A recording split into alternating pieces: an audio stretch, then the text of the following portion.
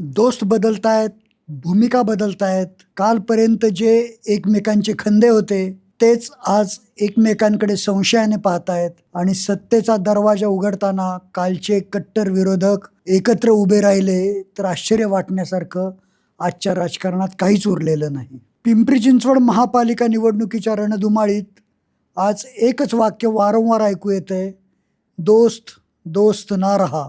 नमस्कार, मी विवेक इनामदार आणि आपण पाहत आहात माय PCMC. हा आहे रणधुमाळी महापालिका निवडणुकीची आजचा विशेष राजकीय विश्लेषणात्मक कार्यक्रम. पिंपरी चिंचवड महापालिका निवडणुकीसाठी उमेदवारी अर्ज दाखल करायला अवघे 5 दिवस शिल्लक आहेत. मात्र या निर्णायक टप्प्यावर कोण कोणासोबत युती करणार, कोण स्वबळावर लढणार, कोण कोणाविरुद्ध उमेदवार देणार, या प्रश्नांची उत्तरं आजही धुसरच आहेत. राजकीय हालचाली वेगात आहेत, बैठका सुरू आहेत, चर्चा रंगत आहेत, पण स्पष्ट भूमिका कोणाचीच नाही.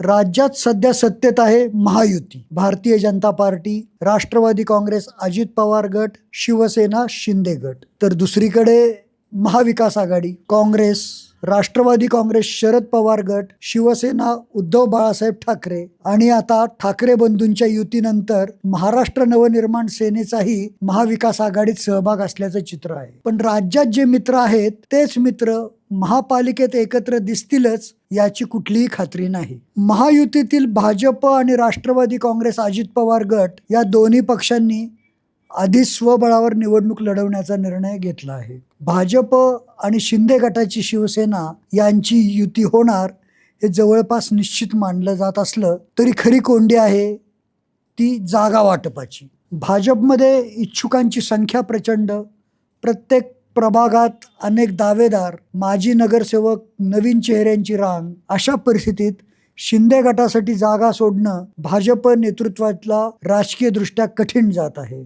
चर्चेनुसार शिंदे गटाला 10 ते 15 जागा, RPI आठवले गटाला काही मोजक्या जागा, हा निर्णयही अर्ज भरायच्या शेवटच्या क्षणी होण्याची शक्यता आहे. आता सगळ्यांचं लक्ष लागलं आहे राष्ट्रवादी काँग्रेसच्या 2 गटांकडे. अजित पवार गट आणि शरद पवार गट एकत्र येऊन निवडणूक लढवावी यासाठी प्रयत्न सुरू आहेत. पण इथंच राजकारणाचा पेच वाढतो. काँग्रेस आणि ठाकरे गटाचा महाविकास आघाडीतील काँग्रेस आणि शिवसेना ठाकरे गट या दोन्ही पक्षांचा अजित पवार गटासोबत थेट युतीला विरोध आहे. त्यामुळे भाजप विरोधात एकसंध आघाडी उभी राहत नाही. एकाच प्रभागात भाजप विरोधात 2-2, 3-3 उमेदवार दिसण्याची शक्यता. राजकीय गणित सरळ आहे. भाजप विरोधी मतं जर विभागली गेली तर त्याचा थेट फायदा भाजपला होतो. आणि आजचं चित्र पाहता भाजप विरोधात एकच उमेदवार देण्याचा प्रयत्न अपयशी. मतविभागणी भाजपची संधी ठरू शकते. राजकारणात कायमस्वरूपी मित्र नसतात, कायमस्वरूपी शत्रूही नसतात. आज जे पक्ष एकमेकांवर जहरी टीका करतायत तेच पक्ष निवडणुकीनंतर सत्तेसाठी एकत्र आले तर कोणाला आश्चर्य वाटणार नाही. पिंपरी चिंचवड महापालिका निवडणूक फक्त उमेदवारांची लढत नाही तर सत्तेच्या गणिताची, बदलत्या दोस्तीची आणि राजकीय डावपेचांची परीक्षा आहे. आता जे मित्र आहेत तेच उद्या एकमेकाविरोधात असतील आणि आज जे विरोधक आहेत तेच निवडणुकीनंतर सत्तेसाठी एकत्र आले तर त्यात आश्चर्य वाटण्यासारखं काहीच उरणार नाही.